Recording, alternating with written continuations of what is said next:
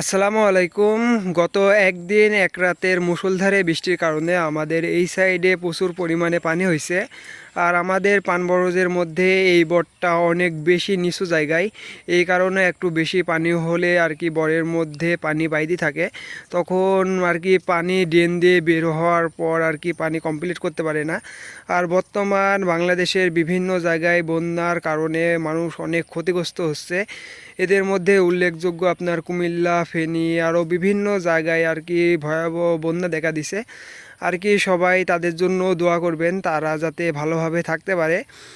আর এই পানবরজটা হচ্ছে, আমি মূলত আপনাদেরকে দেখাইছিলাম আমাদের যতগুলো পানবরজ আছে তার মধ্যে এই বটটা সবথেকে খারাপ। পানবরজ যেহেতু বান্ধা হয়ে গেছে, এই জন্য এখন মোটামুটি দেখতে ভালো লাগছে। দেখতে পাচ্ছেন যে পানবরজটা কেমন আছে। এটা আর কি আস্তে আস্তে ভালো হয়ে যাবে যদি মারা না যায়, যদি একটু বর্ষা কম হয় তাহলে ভালো হয়ে যাবে। আর এই যে দেখতে পাচ্ছেন যে পানি এখনও এই সাইডে বেশি হয়ে আছে। এখন মূলত বিকেল টাইম, আর আমি সকালের দিকে আসতে পারছিলাম না। সকালের দিকে পানি বেশি ছিল, এখন যেহেতু ড্রেন দিয়ে পানি বের হওয়ার পর পানি ক্লিয়ার হয়ে যাচ্ছে, এজন্য এখন পানি তেমন একটা দেখা যাচ্ছে না। গত বছর অনেক বেশি পানি হয়েছিল, যার কারণে এই বটটা ভালো ছিল, পর অধিক পর মারা গেছিল, যার কারণে এই বটটা আর কি আমাদের পুনরায় খারাপ হয়ে গেছে। আর বর সাধারণত উঁচু জায়গায় না হলে বর ভালো থাকে না। এই যে দেখতেই পাচ্ছেন যে এই সাইডে পানি বাইরে আছে। আর আমি যদি আপনাদেরকে বাইরে দেখাই তাহলে দেখতে পাচ্ছেন যে বাইরে চারিপাশে পানি থই থই করছে। আর পানবরজের জন্য অতিরিক্ত বৃষ্টি কিংবা অতিরিক্ত খরা দুটাই ক্ষতির কারণ। দুটার কোনোটাই অতিরিক্ত হওয়া ভালো না। আর এখন যেহেতু আমাদের এই সাইডে একদিন এক রাতে অনেক বেশি পানি হয়েছে, এখন আর কি বরকে খাবার দেওয়া যায়। এখন আর কি যদি সার দেওয়া হয় তাহলে ভালো। এখন আর কি বরেকে সার দিলে দেওয়া যায়, যেমন ইউরিয়া, ডিপ, আরও বিভিন্নজন বিভিন্ন রকম সার ব্যবহার করে। আর এই যে দেখতেই পাচ্ছেন যে এখান থেকে মাটি কাটার পর বরে দেওয়া হয়েছিল, কারণ এখানের বরটা আর কি নষ্ট হয়ে গেছিলো, এই জন্য এখান থেকে মাটি কাটার পর পানবরজে দিতে হয়েছে। আর পানবরজে আপনার প্রতি বছরই মাটি দেওয়া লাগবে, যদি মাটি দেন তাহলে ভালো। আর এই যে এটা হচ্ছে আমাদের সামনের বর, এই বরটা এখনও বান্ধা হয়নি। আর আমাদের পানবরজ বান্ধা প্রায় শেষের দিকে। আজকে মূলত শুক্রবার, আজকের দিনে আমরা যদি বর বাঁধতে পারতাম তাহলে বর বান্ধা শেষ হয়ে যাইত। যেহেতু বৃষ্টি হয়েছে, আর বৃষ্টি হলে পানবরজ বান্ধা যায় না, বর বাঁধতে অবশ্যই খরা শুকনার দিন হতে হয়। এই জন্য আপাতত বন্ধ হয়ে আছে আমাদের পানবরজ বান্ধা।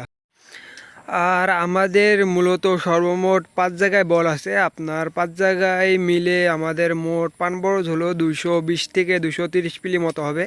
তার মধ্যে 3 জায়গার বড়ি হচ্ছে একটু নিচু জায়গায়, যেহেতু বাড়ির আশপাশে একটু পানি বাড়ানোর সমস্যা হয় যখন অতিরিক্ত পানি হয়ে যায়।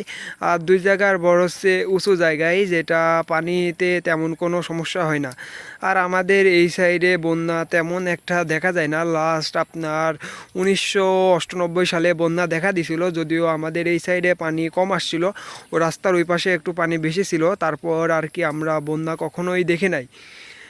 আর এই যে পানবরজের সামনে যে ভুঁই আছে, এগুলোতে প্রতি বছর ধান আবাদ হয়। এটা আমাদের বাড়ির সামনে এই ভুঁইগুলো, এই দেখতেই পাচ্ছেন যে এই ভুঁইগুলোই ধান লাগাইছে, আর বাকি সামনের ভুঁই চাষ করেছে, এখনও ধান লাগানো হয়নি।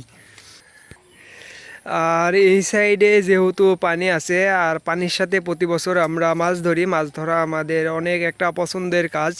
আর এই বছর যেহেতু অনেক বেশি খরা হয়েছে, যেই কারণে আশপাশে যত ছোট বড় পুকুর ছিল সব পুকুর শুকাই গেছে, যেই কারণে আপনার এখন আর কি মাছ কম।